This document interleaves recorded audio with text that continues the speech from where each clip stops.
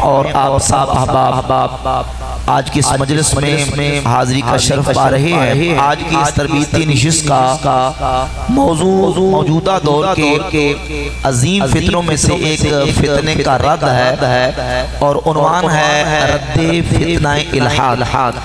انشاءاللہ تبارک و تعالی ہم نے مختصر وقت کے اندر جامع اور معنی طریقے سے فتنہ الحاد کو سمجھنا بھی ہے اور اس کے تدارک اور فتنہ الحاد سے بچنے کے کیا طریقے ہیں اور اس کے پھیلنے کے اسباب اور اس کی وجوہات اور اس کے محرکات اور باعث کیا ہے ان کو بھی سمجھنا ہے تاکہ اس پرفتن دور کے اندر ہم اپنے ایمان اور عقیدے کی الحاد کی فتنے سے حفاظت کر سکیں۔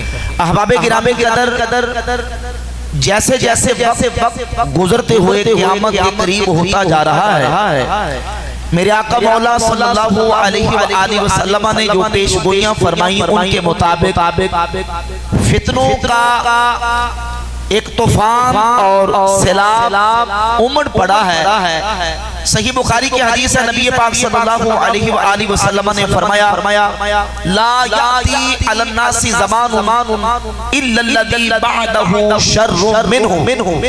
لوگوں پہ جو بھی زمانہ آئے گا، جو بھی دور آئے گا، ہر آنے والا دور اس کے اندر پہلے کی بنسبت شر زیادہ ہوگا۔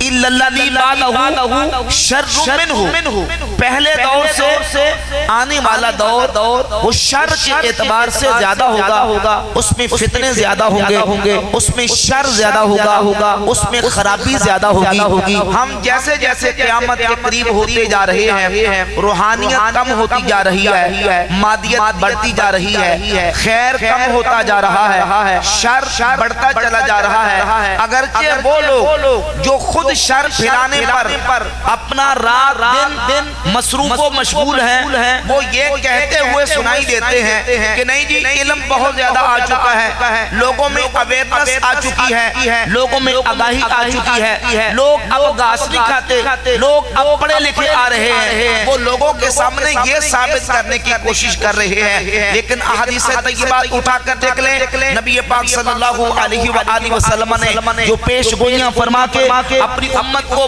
متنبع، باخبر اور ہوشیار کیا، ان میں واضح اور صریح موجود ہے کہ جیسے جیسے ہم قیامت کے قریب چلتے جائیں گے، علم کم ہوتا جائے گا۔ علم بولے بھائی، جس طرح کا سنجیدہ موضوع ہے، آپ نے بڑی توجہ کے ساتھ اور انہماک کے ساتھ سمجھنے کی کوشش کرنی ہے۔ اگرچہ یہ موضوع ہمارے گلی محلے کے اندر عام لوگوں کی ضرورت نہیں، یہ بات بالکل واضح ہے۔ بحمدللہ تعالی اللہ کے فضل و کرم سے ابھی ایسا وقت نہیں آیا جس طرح کے ملحدین کے تھیئسٹ پراپوگنڈا کرتے ہیں کہ دیکھیں ہم نے مسلمانوں کو پریشان کر دیا، ہم نے الحاد کی وہ یلغار چلائی ہے اور ہم نے جس طرح سے الحاد کو پھیلایا ہے، ہم نے تو مسلمانوں کو پریشان کر دیا، آج مسلمانوں کے گلی محلوں کے اندر ہم گھس چکے ہیں۔ ایسا نہیں ہے، اللہ رب العزت کے فضل و کرم سے خدا کا دین آج بھی موجود ہے اور اللہ رب العزت کا دست قدرت، اللہ کی رحمت مسلمانوں کی جماعت کے ساتھ قیامت تک رہے۔ ہاں فتنوں کا شکار لوگ ہوتے رہیں گے، الحاد کا شکار، بے دینی کا شکار، گمراہی کا شکار لوگ ہوتے رہیں گے، لیکن اللہ رب العزت کے فضل و کرم سے رب کو ماننے والے دنیا میں تھے، آج ہیں اور اللہ کے فضل و کرم سے رہیں گے حتیٰ کہ قیامت برپا ہو جائے۔ یہ بات اپنے ذہن اور دل کی تختیوں پہ لکھ لیں۔ ہم نے صرف اس الحاد کا تعارف اور الحاد پھیلنے کے اسباب اور وجوہات بتا کے ان لوگوں کے ایمان کو بچانا ہے کہ جو ملحدین کے ان ہتھکنڈوں کا شکار ہو چکے۔ الحاد ہے کیا؟ الحاد کی کتنی قسمیں ہیں؟ الحاد کی تاریخ کیا ہے اور الحاد کا اطلاق کن کن چیزوں پہ ہوتا ہے؟ میں نے شروع میں عرض کر دیا کہ موضوع سنجیدہ ہے، اگرچہ علمی ہے، سمجھنے والا ہے، لیکن میں نے جامع طریقے سے جو وقت کی ضرورت ہے اس پر بات کرنے کی کوشش کرنی ہے۔ میں اگر اس کی ڈیپتھ اور گہرائی میں جاؤں، الحاد کی قسمیں بیان کروں، الحاد جدید کیا ہے، الحاد قدیم کیا تھا، اس کی کتنی قسمیں ہیں، ہے اور کن کن رنگوں میں ملحدین الہاد پھیلا رہے ہیں. تو یہ بات بہت تفصیل طلب ہو جائے گی اور مختصر وقت کے اندر ساری بات نہیں ہو سکتی. ہم نے صرف یہ دیکھنا ہے کہ ہم نے اسلام کی سرحد کے اندر رہ کر, اسلام کی حدود کے اندر رہ کر ایک مسلمان کی حیثیت سے اپنا اور اپنی جنریشن کا, اپنی نوجوان نسل کا اور اپنی آنے والی نسلوں کا الہاد سے ایمان اور عقیدہ کیسے بچانا. الہاد آتا کیسے ہے, کن کن رنگوں میں آتا ہے, کس روپ میں آتا ہے. الہاد صرف یہ نہیں, ویسے تو لفظی معنی الہاد کا المیلو عن القصد یا المیلو عن الحق, حق سے انحراف کرنا, انصاف سے منحرف ہو جانا, لغوی معنی کے اعتبار سے الہاد کہلاتا ہے. اور جب ہم الہاد کا انتہائی درجہ دیکھتے ہیں, الہاد کے انتہائی درجے کو سمجھنا چاہتے ہیں, تو الہاد کا انتہائی درجہ یہ ہے کہ بندہ خدا کے وجود و ہستی کا انکار کر دے اور کہے کہ خدا ہے ہی نہیں. یہ آسمان, یہ زمین, یہ نباتات, حیوانات, جمادات, یہ چاند, یہ سورج, یہ ستارے, یہ مخلوقات, یہ از خود وجود میں آئے ایک حادثاتی طور پر, اتفاقی طور پر ان سب کا وجود ہوا. ان کو بنانے والا کوئی نہیں ہے, کوئی خالق نہیں, کوئی الہ نہیں اور کوئی خدا نہیں. سرے سے خدا کا انکار کر دے اس کو ملحد کہا جاتا ہے. لیکن قرآن و سنت کی روشنی میں اور تاریخ کا اگر مطالعہ کیا جائے تو یہ بات بالکل واضح ہوتی ہے کہ ملحد صرف یہی لوگ نہیں بلکہ ہر وہ شخص جو حق سے, انصاف سے ہٹ جانے والا ہے, راہ ہدایت سے بہک جانے والا ہے, اس پر بھی علماء نے الہاد اور ملحد کا اطلاق کیا. امام بخاری رحمت اللہ تعالی نے صحیح بخاری میں 6931 نمبر حدیث سے اوپر جو باب قائم کیا ہے, باب کا عنوان ہے باب قتال الخوارج والملحدین. خوارج اور ملحدین کے قتال کا بیان, یعنی مولا علی پاک رضی اللہ تعالیٰ عنہ نے اپنے دور خلافت کے اندر خوارج کے ساتھ قتال کیا, ملحدین کے ساتھ قتال کیا. اب وہ ملحدین کون تھے, ان کے عقائد کیا تھے, ان کے نظریات کیا تھے کہ بھئی وہ تھے جو قرآن پڑھنے کا دعویٰ کرتے تھے, حدیث پڑھنے کا دعویٰ کرتے تھے, لیکن قرآن و حدیث پڑھ کے وہ قرآن و سنت کے اندر باطل تعبیرات کرتے تھے, قرآن و سنت کی معنوی تحریف کرتے تھے, باطل تعبیرات کرتے تھے. ان کو بھی ملحد کہا گیا. ان کو بھی کیا کہا گیا ہے, بھئی توجہ ہے آپ کی, سمجھنے کے موڈ میں بیٹھے ہیں کہ شعر سننے کے موڈ میں ہیں. موضوع سنا ہے آپ نے, دیکھا ہے اشتہار پہ, تو موضوع سمجھنے کے لیے بیٹھے ہیں. جو بیٹھے ذرا ہاتھ کھڑا کر تاکہ ذرا بیداری کا ثبوت مل جائے کہ ہاں جی بیدار بیٹھے ہیں. توجہ کیجئے ذرا.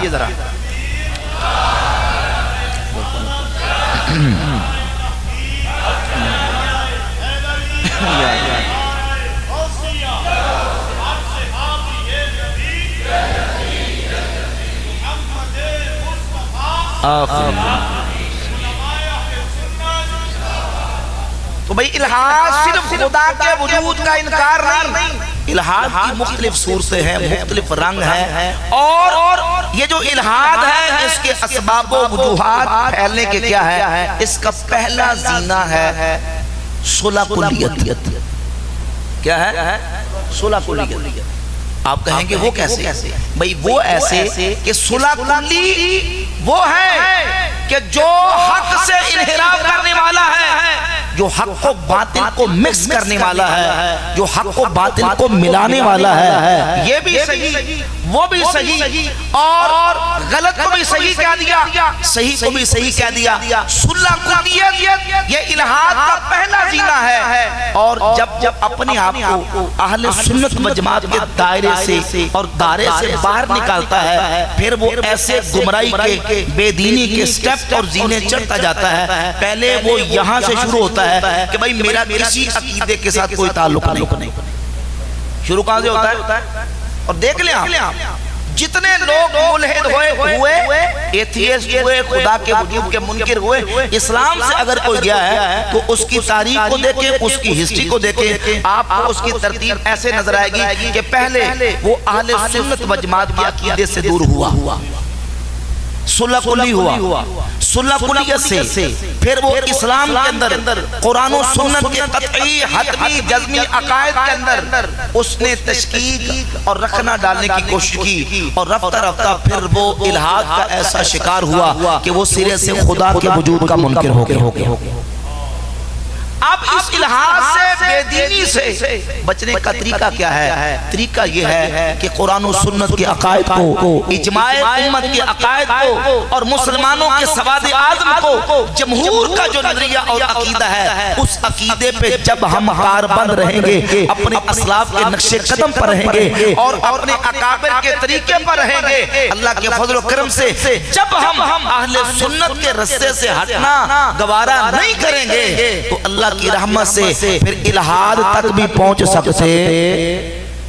بھئی جب پہلی سیڑھی پہ قدم نہیں رکھیں گے تو آخری تک کیسے جائیں گے؟ پہلی سیڑھی کیا ہے؟ پہلا زینہ کیا ہے؟ پہلا زینہ ہے صلح کلیت اور عقیدے سے اور مذہب سے بیزاری۔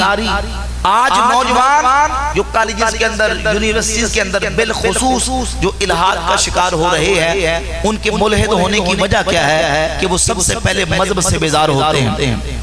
وہ اپنی آزاد خیالی کی بنیاد پہ پہلے اس عقیدے کے جھگڑے سے باہر نکلتے ہیں، اور پھر بعد میں یہاں تک کہ جو واضح طور پر چیزیں اسلام نے حرام کر دی، وہ یہ فرق مٹانا چاہتے ہیں حلال و حرام کا، کفر و اسلام کا، ہدایت و گمراہی کا، جائز و نجائز کا۔ وہ کہتے ہیں ہم مذہب سے بیزار ہیں، اور مذہب سے بیزار ہو کے پھر وہ معاذ اللہ تعالیٰ خدا کے وجود کا سرے سے انکار کرتے ہیں، اور الہاد پھیلنے کی ایک بہت بڑی وجہ وہ مغربی نظام تعلیم ہے۔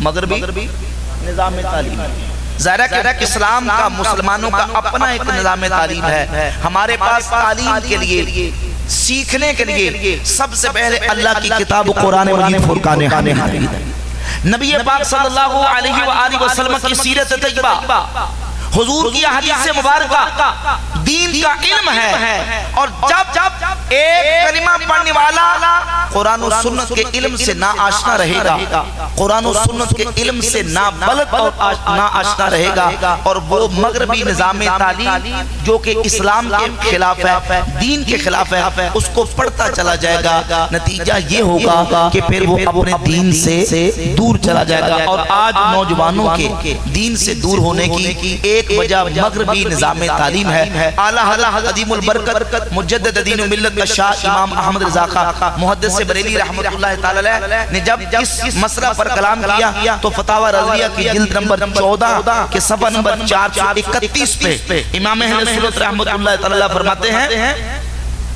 آپ فرماتے ہیں کہ دہریت و نیچریت سے نجات بہت دل خوش کن کلمات ہیں، خدا ایسا ہی کرے، مگر یہ صرف ترک امداد و الحاق سے حاصل نہیں ہو سکتے، اس آگ کے بجھانے سے ملیں گے جو سید احمد خان نے لگائی ہے۔ کس آگ سے؟ جو سید احمد خان، یعنی سر سید احمد خان نے جو آگ لگائی ہے، اس آگ کو جب تک نہ بجھایا جائے دہریت اور نیچریت سے نجات حاصل نہیں ہو سکتی۔ اور فرماتے ہیں کہ جب تک یہ نہ چھوڑی جائے اور تعلیم و تکمیل عقائد حقہ و علوم صادقہ کی طرف باغیں نہ موڑی جائیں، دہریت و نیچریت بھی کنی ناممکن ہے۔ دہریت اور نیچریت سے جان نہیں چھوڑ سکتی جب تک کہ مغربی نظام تعلیم جو ہے اس کو پس پش ڈال کر اسلام کی تعلیمات کی طرف اور علوم حقہ صادقہ کی طرف باغیں نہ موڑی جائیں۔ نیچریت اور دہریت بھی کوئی ناممکن ہے، نہیں ہو سکتا کہ نیچریت اور دہریت ختم ہو جائے۔ اس کے ختم کرنے کا یہ طریقہ ہے کہ مسلمان اپنی دینی تعلیم سے آگاہ ہو جائے، قرآن و سنت کی تعلیمات سے آگاہ ہو جائے۔ آج نوجوان کالجز کے اندر، یونیورسٹیز کے اندر جو الہاد اور ایتھیزم کا شکار ہوتے ہیں، اس کی ایک وجہ یہ ہوتی ہے کہ وہ قرآن و سنت کے علم سے نہ آشنا۔ کسی دہریے نے، کسی ایتھیسٹ نے سوشل میڈیا پہ، یوٹیوب پہ، فیس بک پہ کوئی اعتراض کیا، اب اس اعتراض کو سنا کہ اس نے قرآن پہ اعتراض کیا، اس نے سنت اور حدیث پہ اعتراض کیا، اسی کے اعتراض کو لیا، قرآن کی بس ایک آیت پڑھی، اس کا ترجمہ پڑھا اور کہا میں نے چیک کیا ہے، میں نے چیک کیا، ہاں جی قرآن کے اندر یہ اعتراض جو کیا گیا ہے یہ اعتراض ویلڈ ہے، حدیث پر جو اعتراض کیا گیا حدیث پر اعتراض ویلڈ ہے، حالانکہ حقیقت یہ ہے کہ قرآن و سنت کے سیاق و سباق کو نہ اس نے پڑھا نہ کسی سے سیکھا۔ ظاہر ہے کہ جب قرآن و سنت کے علم کو کسی سے سیکھے گا نہیں اور وہ اپنے آپ کو عقل کل سمجھے گا اور عقل کل سمجھ کے خود اپنی طرف سے قرآن و سنت کو سمجھنے کی کوشش کرے گا تو قرآن و سنت کا جو صحیح مفہوم اور مطلب ہے وہ اس تک حقیقت نہ پہنچ سکتا نہیں۔ روافض، خوارج، مرجیہ، مشبہہ، قدریہ، جبریہ، جتنے گمراہ فرقے نکلے اور آج موجود ہیں، ان کی خرابی کی اور ان کی راہ راست سے اور حق سے بھٹکنے کی وجہ یہی ہے کہ انہوں نے قرآن و سنت کے مفہوم اور معانی کو بدلا، اس میں معانی تحریف کا ارتکاب کیا، نتیجہ یہ نکلا کہ پھر وہ حق تک نہیں پہنچ سکے۔ تو مغربی نظام تعلیم جس طریقے سے آج ہمارے نوجوانوں کو سکھایا جا رہا ہے، پڑھایا جا رہا ہے اور جس انداز سے ٹیچر، پروفیسر وہ اس مغربی نظام تعلیم کو پڑھا رہے ہیں، اسٹوڈنٹس پڑھ رہے ہیں، یہ بھی الہاد کے پھیلنے کی ایک بہت بڑی وجہ ہے۔ 100 سال پہلے انہی کالجوں اور یونیورسٹی میں پڑھنے والوں کے ممدو ڈاکٹر اقبال نے لکھا تھا کہ یہ اہل کلیسا کا نظام تعلیم، کن کا؟ اہل کلیسا، کلیسا گرجے کو کہتے ہیں، چرچ کو کہتے ہیں، کہا یہ اہل کلیسا کا نظام تعلیم فقط ایک سازش ہے دین و مروت کے خلاف۔ ہم تو سمجھتے تھے کہ لائے گی فراغت تعلیم، کیا پتا تھا کہ چلا آئے گا الہاد بھی ساتھ، کیا پتا تھا کہ چلا آئے گا الہاد بھی ساتھ۔ کس کے ساتھ؟ اس مغربی نظام تعلیم، اس اہل کلیسا کے نظام تعلیم سے ڈاکٹر اقبال خود مان رہا ہے کہ یہ جو الہاد آیا ہے اس مغربی نظام تعلیم کے ذریعے سے آیا ہے۔ ہم تو سمجھتے تھے کہ لائے گی فراغت تعلیم، یہ تعلیم پڑھ کے ہمارے نوجوان وہ فراغت لے کے آئیں گے، کیا پتا تھا کہ چلا آئے گا الہاد بھی ساتھ۔ آج الہاد کا جو فتنہ پھیلا ہے اس کا شکار مدرسوں کے طالب علم نہیں ہوئے، الہاد مسجدوں سے نہیں پھیل رہا، الہاد مدارس سے نہیں پھیل رہا، الہاد کہاں سے پھیل رہا ہے؟ کالجز سے، یونیورسٹی سے۔ آج جو دہلیت اور الہاد کا شکار نوجوان ہو رہے ہیں تو یہ کالجز سے، یونیورسٹی سے۔ اب ہم نے کرنا کیا ہے؟ ہم نے کرنا یہ ہے اپنی نوجوان نسل کو، اپنے جوانوں کو اس الہاد سے کے فتنے سے کس طرح بچانا ہے، ظاہر ہے کہ ان کی تربیت کرنی ہے۔ جو قرآن و سنت نے ہمیں بتائی ہے وہ یہ ہے کہ ہر بد مذہب، ہر بد عقیدہ، ملحد، ایتھیسٹ، اس کی صحبت سے ہم نے بچنا ہے، اپنی نسلوں کو، جوانوں کو بچانا ہے۔ ہمارے جتنے لوگ بد مذہبی کا شکار ہوتے ہیں، گمراہی کا شکار ہوتے ہیں تو اس کی وجہ کیا بنتی ہے کہ بد عقیدہ لوگوں کی صحبت اختیار کرتے ہیں، بد عقیدہ کی صحبت بیٹھتے ہیں، ان سے اپنا تعلق قائم کرتے ہیں، جبکہ ہمارا دین، میں نے کہا کہ ہم نے اسلام کی سرحد کے اندر رہ کر اپنے دین ایمان کو پہلے مسلمان ہونے کی حیثیت سے اس الہاد کے فتنے سے بچانا ہے۔ اس کا طریقہ یہ ہے کہ نوجوانوں کو یہ بتانا ہے کہ بھئی ہمیں مسلمان ہونے کی حیثیت سے ہمیں اسلام کا درس اور سبق یہ ہے کہ کسی بد عقیدہ کی صحبت اختیار، کسی ملحد کی بات کو سننا، کسی داعیہ کی گفتگو کو سننا، کسی رافضی، خارجی، اس طرح کا کوئی بد عقیدہ ہو اس کی بات کو نہیں سننا، کیونکہ قرآن مجید میں اللہ رب العزت فرماتا ہے وَإِمَّا يُنْسِيَنَّكَ الشَّيْطَانُ فَلَا تَقْعُدْ بَعْدَ الذِّكْرِ مَعَ الْقَوْمِ الظَّالِمِينَ، کہ اگر شیطان تمہیں بلا دے تو یاد آنے کے بعد ظالموں کے پاس مت ظالموں کے پاس نہیں بیٹھنا۔ اب ظالم کون ہے؟ حضرت ملا احمد جیمر رحمت اللہ تعالی علیہ تفسیرات احمدیہ میں فرماتے ہیں دخل فیہ الکافر والفاسق والمبتدع والقعود مع کلہم ممتنع، فرماتے ہیں اس میں کافر بھی، فاسق بھی، بدعتی بھی، ہر گمراہ اس میں داخل ہے، والقعود مع کلہم ممتنع، ایسے سارے لوگوں کے پاس بیٹھنا ممنوع ہے، ناجائز ہے، ان کے پاس بیٹھنے کی اجازت نہیں۔ کیوں؟ اس لیے کہ ان کے پاس بیٹھیں گے، ان کی بات سنیں گے تو ان کی بات دل میں گھر کرے گی، نتیجہ یہ نکلے گا کہ بندے کا ایمان اور عقیدہ برباد۔ نبی پاک صلی اللہ علیہ وآلہ وسلم کی حدیث ہے، صحیح مسلم میں حدیث نمبر 16، حضور فرماتے ہیں ایسے لوگ آئیں گے کہ تمہارے سامنے احادیث بیان کریں گے بما لم تسمعوا انتم ولا آباؤکم، کہ وہ حدیثیں تم نے اور تمہارے آباؤ اجداد نے سنی تک نہیں ہوں گی، ایاکم و ایاہم لا یضلونکم ولا یفتنونکم، تم ان سے دور رہو، اپنے آپ کو ان سے الگ رہو، کہیں وہ تمہیں گمراہ نہ کر دیں، کہیں وہ تمہیں فتنے میں مبتلا نہ کر دیں۔ حدیث سے کیا نتیجہ نکلا کہ بد عقیدہ کی بات سنیں گے، اس کی صحبت پائیں گے تو نتیجہ یہ نکلے گا کہ اس کی بات سننے سے بندہ گمراہ ہوگا، فتنے میں مبتلا ہو جائے گا۔ صحیح بخاری میں حدیث ہے، نبی پاک صلی اللہ علیہ وآلہ وسلم نے سورہ آل عمران آیت نمبر 7 تلاوت فرمائی اور ارشاد فرمایا کہ جب تم ایسے لوگوں کو دیکھو کہ جو قرآن کی متشابہات میں بات کریں فَحْذَرُوهُمْ، ان سے بچو۔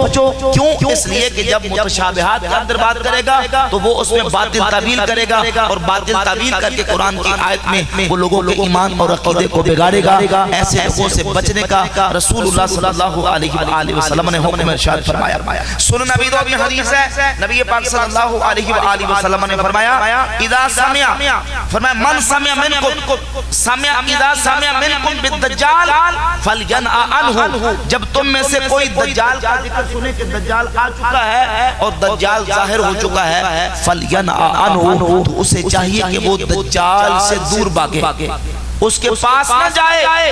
اس ذات کی قسم جس کے دست قدرت میں میری جان ہے، ایک شخص وہ ہوگا ہوا یحسب انہ مؤمن، وہ یہ گمان کرے گا وہ تو مومن ہے، یعنی وہ یہ سوچے گا، گمان کرے گا کہ میں تو مومن ہوں، مجھے کیا ہونے لگا ہے، اور حضور فرماتے ہیں وہ اس کے پاس جائے گا اور دجال کی باتیں سن کے اس کے شبہات کا شکار ہو کے اس کا پیروکار بن جائے گا۔ حالانکہ دجال کا فتنہ اتنا عظیم فتنہ ہے، اتنا بڑا فتنہ ہے کہ نبی پاک صلی اللہ علیہ وآلہ وسلم نے اپنی امت کو بتا دیا کہ سب سے بڑا فتنہ دجال کا فتنہ ہوگا، دجال کافر اعظم ہوگا، لیکن اس کے باوجود بھی ایک شخص اپنے آپ کو مومن سمجھنے والا، اپنے آپ کو مسلمان سمجھنے والا، وہ دجال کی باتیں سن کے اس کا پیروکار بن جائے گا۔ آج اگر کوئی سنی خارجی بن جاتا ہے یا رافضی بن جاتا ہے یا معاذ اللہ کوئی قادیانیوں کی طرف چلا جاتا ہے یا کوئی نوجوان بہت کے وہ ایتھیزم کا شکار ہو جاتا ہے، تو اس کی ایک سب سے بڑی وجہ یہ ہے کہ یہ بد مذہب لوگوں کی بات سنتے ہیں، ان کی تقریریں سنتے ہیں چسکا لینے کے لیے، اور اپنے نفس پر ایسا اعتماد کر کے جری بے باک ہو جاتے ہیں، وہ یہ سمجھتے ہیں کہ ہمیں کیا ہونے لگا ہے۔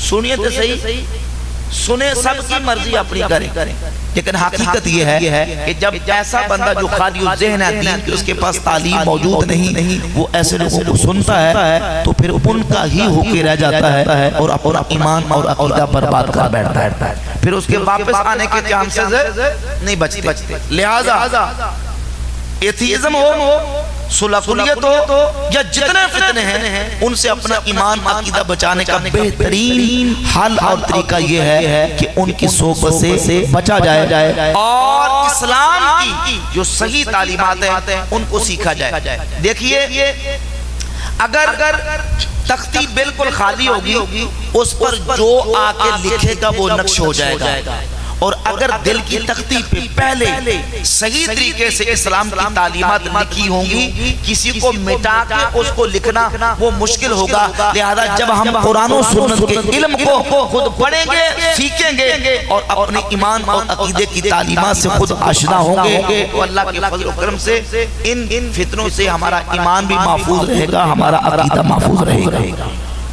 تو وقت ان فتنوں سے ہم نے بچنا ہے، اور ان فتنوں کے پھیلنے کے جو اسباب اور محرکات ہیں ان سے بھی ہم نے بچنا ہے۔ الہاد ملحدین کا فتنہ وہ یقین جانے کہ ہمارے ایسے نوجوان کالجز کے اندر یونیورسٹی کے اندر پڑھنے والے اس کا شکار ہو چکے ہیں کہ اگر ہم سوشل میڈیا سے دیکھتے ہیں اپنے آپ کو عبداللہ کہنے والا، اپنے آپ کو عبد الرحمن کہنے والا، وہ یہ ثابت کرنے پر لگا ہوا ہے کہ خدا نہیں ہے، رحمان معاذ اللہ، جبکہ خدا کا وجود، خدا کی ہستی، خدا کا ہونا یہ اتنا بدیہی، اتنا روشن، اتنا واضح ہے کہ دوپہر کے وقت جیسے سورج پوری آب و تاب کے ساتھ چمک رہا ہو، سورج کا ہونا اتنا بدیہی نہیں ہے جتنا خدا کا ہونا بدیہی اور واضح اور روشن ہے۔ یہ عالم، یہ کائنات کا ذرہ ذرہ، ایک چیز خدا کے وجود اور خدا کی ہستی کی دلیل ہے۔ عالم کہتے ہی اس کو ہے ما یعلم بحسانے، جس کے ذریعے بنانے والے کا پتہ چلے، جس کے ذریعے معلوم ہو کہ اس کا بنانے والا کوئی ہے۔ یہ نباتات، یہ جمادات، یہ حیوانات، یہ آسمان، یہ زمین، یہ سورج، یہ ستارے، صبح کو سورج کا نکلنا، پھر شام کو غروب ہو جانا، یہ کائنات کا ایک ذرہ یہ خدا کی ہستی اور اس کے وجود کی دلیل ہے۔ یہ پتہ دیتا ہے کہ اس کو بنانے والا کوئی ہے، اور ہم مسلمان اس کو اللہ رب العالمین کہتے ہیں۔ بحمد اللہ تعالی ہمارے علماء نے، ہمارے اسلاف نے، علماء اسلام نے اللہ رب العزت کے وجود و ہستی پر عقلی دلائل قائم کیے۔ ظاہر ہے کہ جو ملحد ہیں، جو قرآن کو نہیں مانتے، حدیث کو نہیں مانتے، ہم ان کے سامنے قرآن پڑھ کے سنائیں گے وہ کہیں گے ہم نہیں مانتے، ان کے سامنے حدیث پڑھ کے سنائیں تو وہ کہیں گے ہم نہیں مانتے۔ تو ہمارے علماء نے عقلی دلائل کے ساتھ ایسے براہین اور ایسی حجت قائم کر کے خدا کی ہستی اور خدا کے وجود کو منوایا ہے، اور یہ ثابت کیا ہے کہ خدا کو مانے بغیر چارہ ہی نہیں، اس کائنات کا ذرہ ذرہ اس کے وجود و ہستی کی دلیل ہے، اور ذرہ ذرہ پکار کی کہہ رہا ہے کہ ان تمام چیزوں کو بنانے والی ایک ذات ہے جسے اللہ رب العالمین کہا جاتا ہے۔ جو ملحدین کا سب سے بڑا طبقہ یا سب سے انتہائی طبقہ ہے وہ ہے جو خدا کے وجود و ہستی کے سرے سے منکر ہیں۔ ان کا دعویٰ اور عقیدہ یہ ہے کہ یہ آسمان، یہ زمین، یہ چاند، یہ سورج، یہ ستارے اور کائنات کی تمام چیزیں یہ اتفاقی اور حادثاتی طور پہ وجود میں آئیں، ان کو کوئی بنانے والا نہیں ہے، اور خدا کے وجود کا ہستی کا انکار کرتے ہیں۔ ہم کہتے ہیں بھائی دیکھو، ہر چیز کلیات سے لے کر جزیات تک کوئی بھی چیز آپ اٹھا کر دیکھ لیں، ہر چیز جس کا وجود ہے بھئی وہ عدم سے وجود میں آئی، عدم سے پہلے نہیں تھی، بعد میں وجود میں آئی، اور پھر یہ ہوتا ہے کہ وہ ختم ہو جاتی ہے۔ ایک درخت لے لیں، درخت پہلے نہیں تھا، ایک دانے سے پودا بنا، پودے سے درخت بنا، اس کو شاخیں لگی اور اس کے کوپریں پھوٹی، پھل لگا، پھر وہ آخر سوکھ گیا، مرجا گیا، ختم ہو گیا، پھر سوکھنے کے بعد وہ ایندھن بن گیا، جل گیا، راکھ ہو گیا، پہلے نہیں تھا پھر وجود میں آیا، بعد میں ختم ہو گیا۔ بھئی سوال یہ پیدا ہوتا ہے کہ یہ جو چیز پہلے وجود میں نہیں تھی اس کو وجود کس نے بخشا؟ اس کا تغیر، اس کا تبدل، یہ اس بات کی دلیل ہے کہ کائنات یہ ساری کی ساری، صرف درخت نہیں، انسان، حیوانات، نباتات، جمادات، یہ ساری کی ساری چیزیں ان کے اندر تغیر موجود ہے، یہ حادث ہے، یہ پہلے نہیں تھی۔ جو سے لے کر کل تک ہم کہتے ہیں یہ ساری کائنات، یہ زمین، یہ آسمان، یہ چاند، یہ سورج، یہ ستارے، یہ پہلے نہیں تھے، بعد میں وجود میں آئے۔ اب سوال یہ پیدا ہوتا ہے کہ ہم چھوٹی چھوٹی چیزوں پہ غور کریں۔ بھئی یہ پنکھا نہیں تھا، یہ کسی کریٹر کی کریشن ہے، اس کو کوئی بنانے والا ہے، اس کو کسی نے بنایا۔ یہ مائک پہلے نہیں تھا، اس کو کسی نے بنایا تو اس کو وجود ملا، حتیٰ کہ جزیات سے لے کر کلیات تک ہر چیز، یعنی پوری کل کی کل کائنات اور انسانیت، اس کا وجود نہیں تھا، اس کو وجود کسی نے بخشا۔ سوال یہ ہے کہ جب ہم چھوٹی چھوٹی چیزوں کو دیکھ کر اس کے بنانے والے کے وجود کو مانتے ہیں کہ بھائی مائک کسی نے بنایا ہوگا، پنکھا کسی نے بنایا ہوگا، یہ مسجد کی عمارت کسی نے بنائی ہوگی، یہ کیمرہ کسی نے بنایا ہوگا، یہ میں نے ہاتھ میں گھڑی پہنی ہے یہ کسی نے بنائی ہے، یہ موبائل ہے کسی نے بنایا ہے۔ تو بھئی زمین کو بھی کسی نے بنایا ہے، آسمان کو بھی کسی نے بنایا ہے، سورج کو بھی کسی نے بنایا ہے، چاند کو بھی کسی نے بنایا ہے، انسان کو بھی کسی نے پیدا کیا ہے، جنات، فرشتے اور زمین سے لے کر آسمان تک ہر چیز کو بنانے والی ذات کو ہم اللہ رب العالمین کہتے ہیں۔ یہ گھڑی ہے نا، گھڑی، اس کو اگر ہم چابی نہ دیں، اس کو سیل نہ ڈالیں تو ایک وقت کے لیے ایک مدت تک یہ چلے گی، بعد میں یہ بند ہو جائے گی، یہ رک جائے گی۔ اس گھڑی کو سیل کی ضرورت ہے، اس گھڑی کو چابی کی ضرورت ہے۔ ایک مدت کے بعد اگر اس کو چابی نہ دیں، اس میں سیل نہ ڈالیں، یہ چل نہیں سکتی۔ لاکھوں سال سے، کروڑوں سال سے کائنات کا یہ نظام اس مربوط اور نظم کے ساتھ چل رہا ہے۔ سورج صبح نکلتا ہے، شام کو غروب ہو جاتا ہے، پھر نکلتا ہے، شام کو غروب ہو جاتا ہے، اور اس انداز سے یہ نظام چل رہا ہے۔ ہمارا سوال یہ ہے کہ یہ سورج کو چابی کس نے دی ہے؟ یہ سورج کو حکم کس نے دیا ہے جو صبح سورج کو نکالتا ہے، شام کو غروب کرتا ہے، پھر صبح نکالتا ہے، شام کو غروب کرتا ہے؟ اسی نظام کو چلانے والا اللہ رب العالمین کی ذات۔ گھڑی چابی کے بغیر نہیں چل سکتی، سیل کے بغیر نہیں چل سکتی، تو کائنات کے سارے کا سارا نظام بھی کسی کے چلانے کے بغیر نہیں چل سکتا۔ اس کو بنانے والا بھی خدا ہے، اس کو چلانے والا بھی خدا۔ امام اعظم ابو حنیفہ نعمان بن ثابت رضی اللہ تعالیٰ عنہ کا ایک معروف مناظرہ امام اعظم ابو حنیفہ رحمت اللہ تعالیٰ کے مناقب کی کتابوں کے اندر بہت سارے علماء نے اس کو ذکر کیا۔ ایک دہریے خدا کے وجود اور خدا کی ہستی کے منکر کے ساتھ امام اعظم ابو حنیفہ کا مناظرہ ہوا۔ اس کا نظریہ اور عقیدہ یہ تھا کہ یہ کائنات ساری خود بخود یہ اپنا نظام اس کا چل رہا ہے اور اتفاقی اور حادثاتی طور پہ چل رہا ہے۔ امام اعظم ابو حنیفہ رحمت اللہ تعالی جب مناظرہ کرنے کے لیے مناظرہ گاہ میں پہنچے، تاخیر کے ساتھ پہنچے، تو استعارتاً آپ نے گفتگو اس انداز سے آپ نے بات بنا کے کی تاکہ اس کو الزام دے کے بات کر کے زیر کیا جا سکے، اس کو مسکت اور چپ کروایا جا سکے۔ امام اعظم جب اس مقام پہ تاخیر سے پہنچے تو اس دہریے نے یہ کہا کہ آپ نے جو وقت مقرر کیا تھا اس وقت سے آپ تاخیر کے ساتھ کیوں پہنچے؟ تو امام اعظم رضی اللہ تعالیٰ عنہ نے فرمایا اگر میں اس کا جواب یہ دوں کہ بھئی میں دریا کے دوسری طرف سے آیا ہوں، دریا سے دوسری طرف سے آنے کے لیے مجھے کسی کشتی میں سوار ہونے کی ضرورت تھی اور کنارے پر کشتی موجود نہیں تھی۔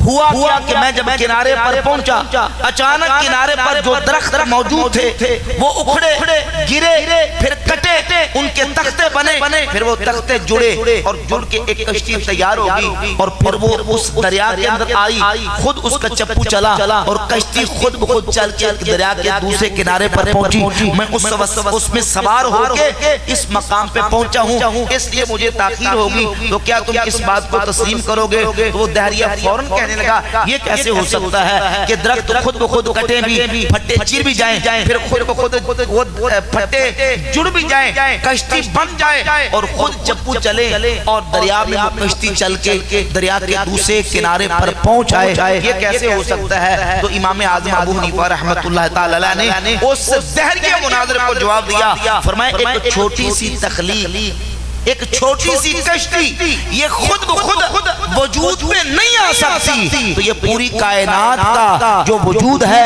یہ بھی خود بخود وجود میں نہیں آ سکتا، اس کو بنانے والا کوئی ہے، اسی کو ہم اللہ رب العالمین کہتے ہیں۔ نعرہ تکبیر، نعرہ رسالت، نعرہ تحقیق، نعرہ حیدری، ہر صحابی نبی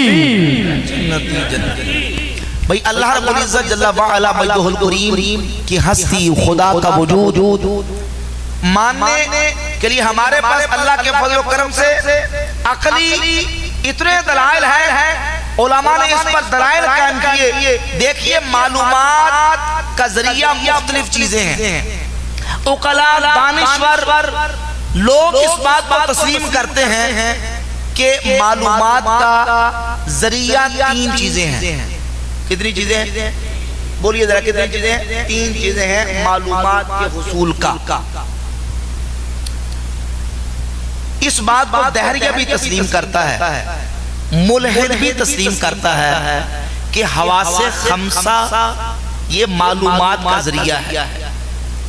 لوگوں کو علم آتا ہے، کسی چیز کا پتہ چلتا ہے، کسی چیز کی معلومات حاصل ہوتی ہیں تو حواس خمسہ یہ علم کا ذریعہ ہے۔ بور تو نہیں ہو رہے؟ اکتا تو نہیں رہے؟ جتنی دیر بیٹھے ہیں نا آپ کو بات سمجھ آ جائے تو سبحان اللہ، بھئی نہ بھی آپ کو آئے تو یہ کیمرے میں ریکارڈ ہو رہا ہے، آپ کے بیٹھنے کی برکت سے، سننے کی برکت سے اس کیمرے کے ذریعے سے ہزاروں لوگوں تک پہنچ جائے گی انشاءاللہ، جن کو ضرورت ہوگی۔ سنیے، علم آنے اور معلومات آنے کے 3 ذریعے ہیں، حواس خمسہ، عقل سلیم اور خبر صادق۔ ملحد اور دہریہ بھی مانتا ہے کہ حواس خمسہ یہ معلومات کا ذریعہ ہے۔ ہم کہتے ہیں ہاں حواس خمسہ معلومات کا ذریعہ ہے، لیکن حواس خمسہ ہی معلومات کا ذریعہ نہیں۔ توجہ ہے، موضوع مشکل ہے لیکن آپ نے محبت سے سننا ہے۔ حواس خمسہ ہی معلومات کا ذریعہ نہیں۔ حواس خمسہ کسے کہتے ہیں؟ انسان کے پاس 5 حواس ہیں، حس جن کے ذریعے سے چیزوں کا علم آتا ہے۔ مثلا ایک انسان کے پاس قوت سامعہ، دوسری ہے قوت باصرہ، تیسری ہے قوت شمع، چوتھی ہے قوت ذائقہ، پانچویں ہے قوت لامسہ۔ یعنی انسان کے پاس 5 قوتیں ایسی ہیں، 5 حواس ایسے ہیں جن کے ذریعے سے انسان کو کسی چیز کا علم آتا ہے۔ مثلا قوت لامسہ، کئی ایسی چیزیں ہیں جن کو انسان مس کرے، ان کو چھوئے تو پتہ چلتا ہے کہ بھئی یہ چیز اس کی کیفیت اور اس کی خاصیت کیا ہے۔ مثلا برف ٹھنڈی ہوتی ہے، آگ گرم ہوتی ہے، کیسے پتہ چلے گا؟ سونگ کے پتہ چلے گا؟ خوشبو آئے گی کہ آگ گرم ہوتی ہے اور برف ٹھنڈی ہوتی ہے؟ ہمیں آواز سنائی دے گی کہ برف ٹھنڈی ہوتی ہے اور آگ گرم ہوتی ہے؟ نہیں بھئی، چھو کے پتہ چلتا ہے، جسم سے احساس ہوتا ہے۔ آگ قریب آئے گی تو ہماری قوت لامسہ بتائے گی کہ آگ گرم ہے، برف قریب آئے گی تو قوت لامسہ بتائے گی کہ برف ٹھنڈی ہوتی ہے۔ لیمو کھٹا ہوتا ہے، شکر میٹھی ہوتی ہے، ناک ڈبوئے تو بندہ تب پتہ چلے گا، اپنا ہاتھ میٹھے میں داخل کرے گا تب پتہ چلے گا۔ بھئی سارا بھی انسان میٹھے میں چلا جائے تو نہیں پتہ چلے گا۔ جب تک یہ اللہ رب العزت نے زبان، جو یہ جسم کا گوشت کا چھوٹا سا ایک ٹکڑا ہے، اس کے اندر جو قوت ذائقہ رکھی ہے، اس سے نہیں چکھے گا، پتہ نہیں چلے گا کہ یہ چیز کڑوی ہے یا میٹھی ہے۔ تو کسی چیز کا کڑوا اور میٹھا ہونا زبان سے پتہ چلے گا، کسی آواز کا اچھا ہونا یا برا ہونا وہ قوت سامعہ سے پتہ چلے گا۔ یہ چیز سرخ ہے، کالی ہے یا کہ سبز ہے، یہ قوت باصرہ سے پتہ چلے گا۔ اور یہ بدبودار ہے، یہ خوشبودار ہے، یہ قوت شامہ سے پتہ چلے گا۔ یہ حواس خمسہ یہ علم آنے کا ذریعہ ہے، لیکن صرف یہی علم آنے کا ذریعہ نہیں، حس سے بھی چیزوں کا علم آتا ہے۔ کیوں؟ جن چیزوں کا تعلق حواس خمسہ سے ہے ان کا علم حواس خمسہ سے آئے گا۔ اور دوسرا ذریعہ ہے علم کا عقل سلیم۔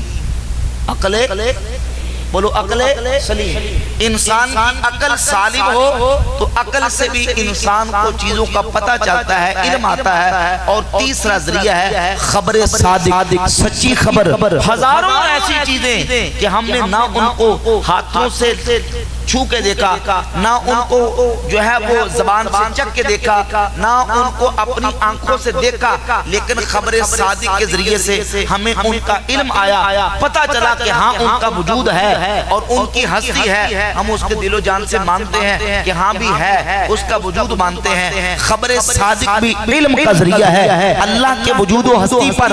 اگرچہ عالم کا ایک ایک ذرہ دلیل ہے, لیکن خبر صادق بھی دلیل ہے. ایک نہیں, دو نہیں, 10 نہیں, 50 نہیں, 100 نہیں, بلکہ کم و بیش 1,24,000 انبیاء کرام علیہ الصلوۃ والتسلیمات کو اللہ رب العزت نے دنیا میں مبعوث فرمایا. ہر نبی نے کائنات میں آ کے بتایا کہ دنیا والوں خدا ہے. ہر نے آ کے کیا بتایا؟ خدا. اچھا, یہاں کوئی ایسا بندہ بیٹھا جس نے امریکہ ملک دیکھا ہے؟ کوئی بندہ امریکہ گیا؟ نہیں گیا, لیکن ہمیں اس بات کا علم ہے. توجہ کیجئے, مسئلہ سمجھانے لگا ہو. ہمیں علم ہے کہ امریکہ ہے. سب کو پتا ہے کہ امریکہ کو ملک ہے, پتا نا سب کو. کسی نے آنکھوں سے دیکھا ہے تو پھر کیسے پتا چلا کہ امریکہ ہے؟ ہم نے سنا ہے. ہم نے یعنی اتنے لوگ بیان کرتے ہیں, اتنے لوگ بتاتے ہیں کہ بھئی اس زمین پر, اس کرۂ ارض پر ایک ملک ہے جسے امریکہ یا امریکہ کہتے ہیں. ہمیں سن کے پتا چلے. اچھا, کوئی بندہ آپ کو آ کے یہ کہے کہ نہیں امریکہ ملک ہے ہی نہیں, تو اس کہنے والے کی بات کا اعتبار کریں گے؟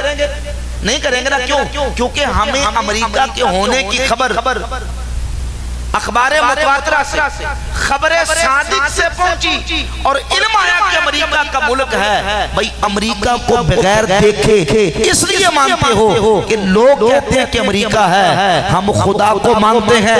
1,24,000 نبی اعلان کر کے کم و بیش کہہ رہے ہیں کہ ہاں اللہ کا وجود ہے, اس کائنات کو پیدا کرنے والا ہے جو اللہ رب العالمین. لہذا اللہ رب العزت جل وعلا مجدہ الکریم کی کہ وجود, ہستی اور اس کے ہونے کو نبیوں نے بتایا, نبیوں نے اعلان کر کے بتایا. پھر ان نبیوں کے ماننے والے کروڑوں اربوں خربوں دنیا کے اندر ایسے موجود تھے اور ہیں جو اس بات کا اقرار کرتے ہیں کہ اس کائنات کو بنانے والا ایک اللہ رب العالمین جل وعلا مجدہ الکریم ہے, اور اسی کو اللہ رب العالمین کہا جا. لہذا اللہ رب العزت کا ہونا, اس کا وجود, اس کی ہستی کائنات کا ذرہ ذرہ بتاتا ہے. علماء نے ایک واقعہ, ایک بدو اور ایک عرابی کا ذکر کیا ہے کہ ایک عرابی, ایک پینڈو تھا تو انپڑھ شخص, اس سے کسی نے پوچھا کہ یہ بتا کہ تو خدا کو مانتا ہے, خدا کے ہونے کی تیرے پاس کوئی دلیل ہے؟ تو اس نے کہا ہاں ہے. اب دیکھو جتنی اس کی سوچ تھی, اس کا استدلال دیکھے, بات عامیانہ ہے لیکن استدلال اس کا کیسا ہے. اس نے کہا ہاں یہ جو میرے اونٹ کی مینگنیاں ہے یہ اس بات کی دلیل ہے کہ اس کائنات کو بنانے والا کوئی ہے. کہا کیسے؟ کہا البعر تدل علی البعیر, یہ مینگنیاں یہ بتاتی ہیں کہ یہاں سے اونٹ گزر کے گئے ہیں. مینگنی بتاتی ہے, اس مینگنی کا یہاں ہونا یہ اونٹ کے گزر کے جانے کی دلیل ہے. اور یہ جو قدموں کے نشان ہیں یہ کسی چلنے والے کے یہاں سے گزر کے جانے کی دلیل ہے. الشمس والقمر کیف لا تدل علی القادر القدیر.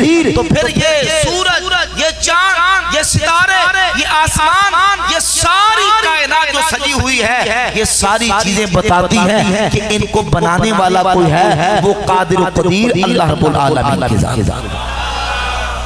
یہ کیسے نہیں بتاتے؟ یہ سورج کیسے نہیں بتاتا؟ یہ چاند کیسے نہیں بتاتا؟ یہ ستارے کیسے نہیں بتاتے؟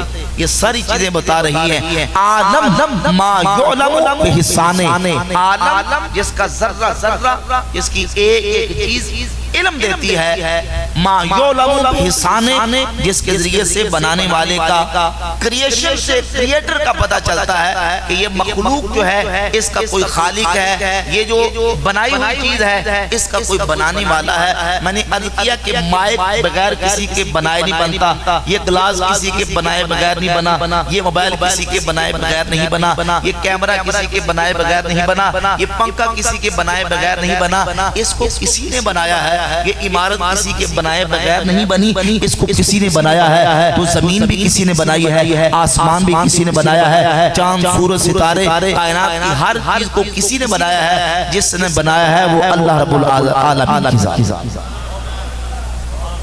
علماء نے بحمد اللہ تعالی اللہ رب العزت کے وجود و ہستی پر بہت سارے دلائل قائم کیے۔ ہمیں اپنی ایمان اور عقیدے کو اس پرفتن دور میں بچانا ہے، وہ چاہے نچلے درجے کا الہاد ہو یا اوپر درجے کا الہاد ہو، ہر قسم کے الہاد سے، صلح کلیت سے، نیچریت سے، آزاد خیالی سے، لبرلزم سے اور ایتھیزم سے اپنے ایمان عقیدے کو اور اپنی نوجوان نسل کے ایمان اور عقیدے کو ہم نے بچانا ہے اور ان فتنوں کا مقابلہ کرنا ہے۔ اللہ رب العالمین جل وعلا مجدہ الکریم ہمارے ایمان اور عقیدے کی ان فتنوں سے حفاظت فرمائے۔ وآخر دعوانا ان الحمدللہ رب العالمین۔ سوالات کی نشست ہے۔